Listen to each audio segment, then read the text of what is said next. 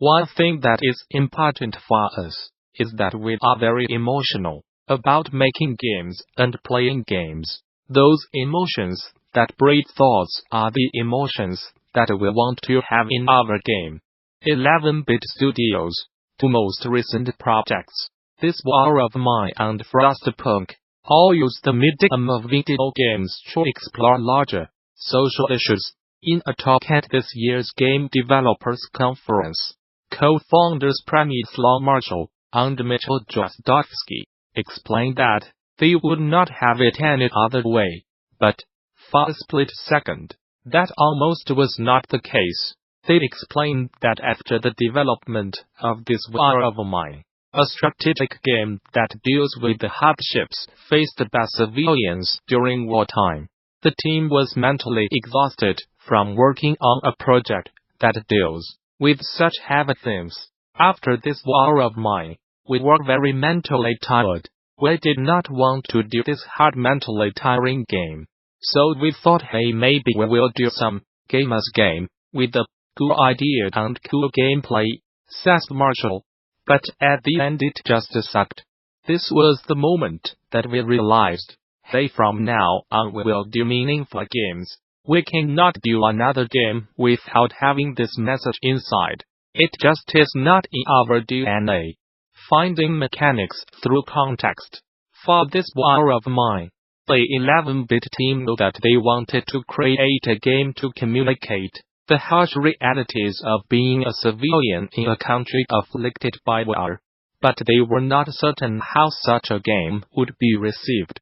We understood that before us there was a project that could change our lives, and it was an instant revelation, said Marshall. Until the day of launch, we did not know how people would react to the significance of the game, but we went for it.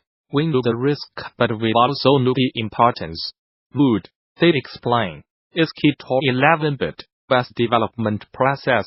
It forms a bond between art and gameplay, and is a key consideration.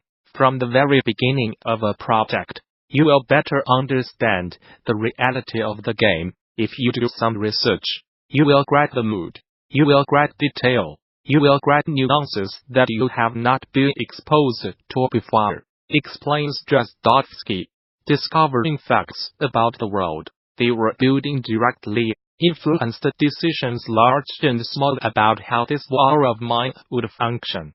Knowing that snipers kept eyes on city streets during the day meant that civilians had to function at night, while the lack of food, electricity, and clean water meant that collecting those key items for survival would be a core part of the game.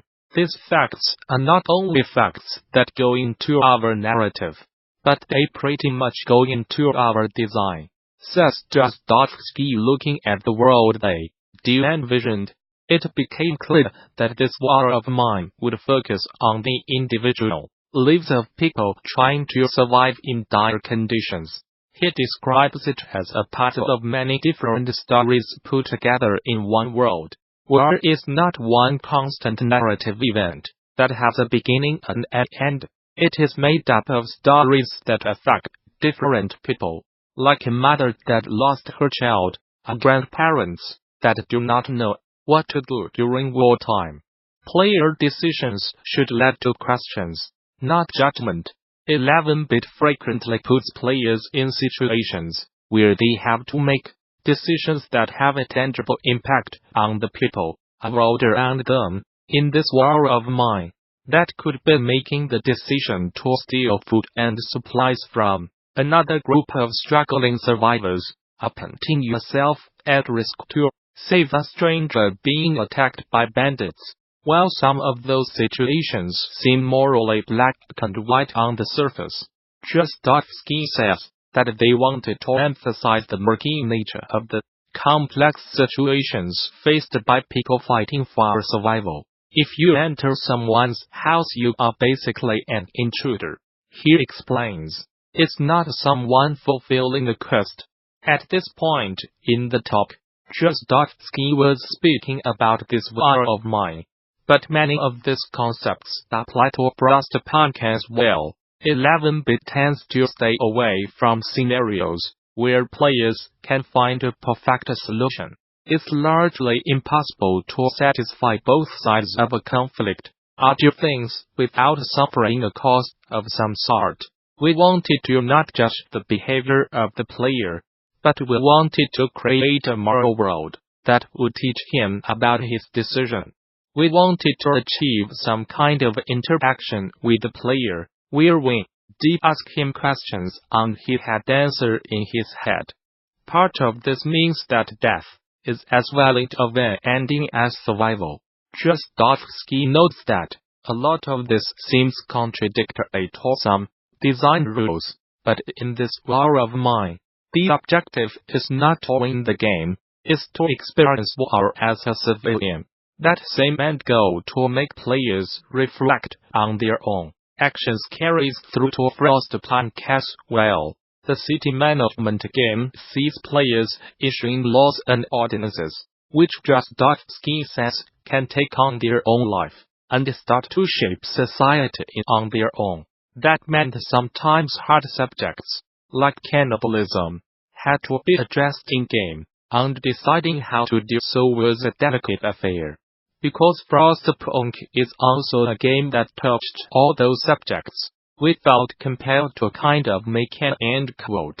To sum it up, says Dostoevsky, if the player crossed the line, went too far in shaping the society, we wanted to say, hey Gray, you crossed the line.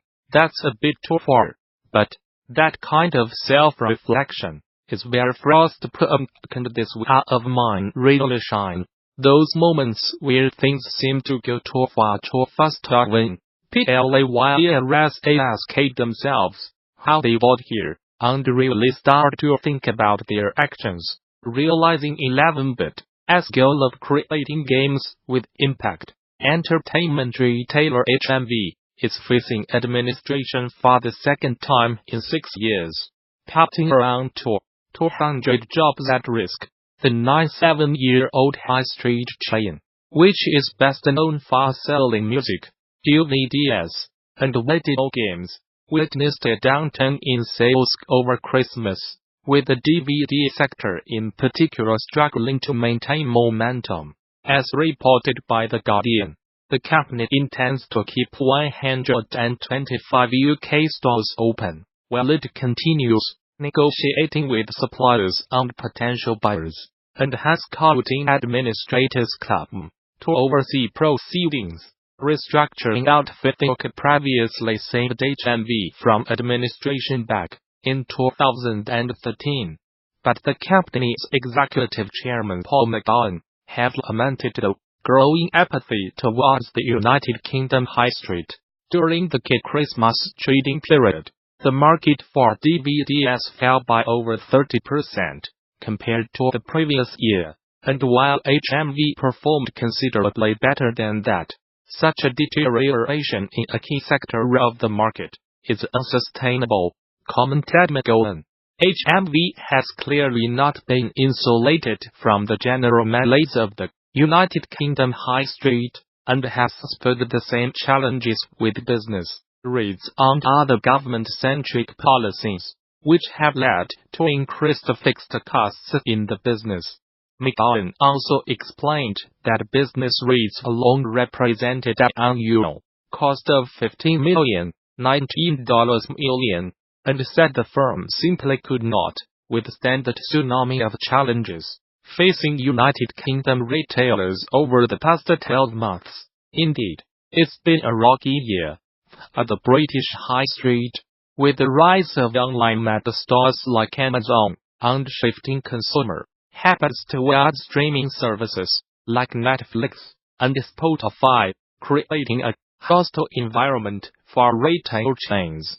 Back in March, retail giant Toys R Us shuttered all of its stores in the United Kingdom, while video game seller Granger Games also closed all 67 of its United Kingdom stores due to a critical financial situation. Objects in Space gives players a starship and sets them free in a galaxy to do as they will, becoming traders, pirates, bounty hunters, explorers, and more. It's their decision what life they need, and what sort of complex ship they will have to build to do the job. Gamasutra sat down with Lee Harris, co-founder, lead designer, producer, and Alice Harris, co-founder, designer, lead programmer, of developer Flutter Games to talk about creating intricate starship possibilities, drawing from submarines to create those ships, and the challenges that come from creating a universe of content for players to create lives out of. Alisa, it was partly that while I have always been fond of sci-fi space opera, and enjoyed spaceships in games, but I was never that interested in flying Star Wars TIE fighters.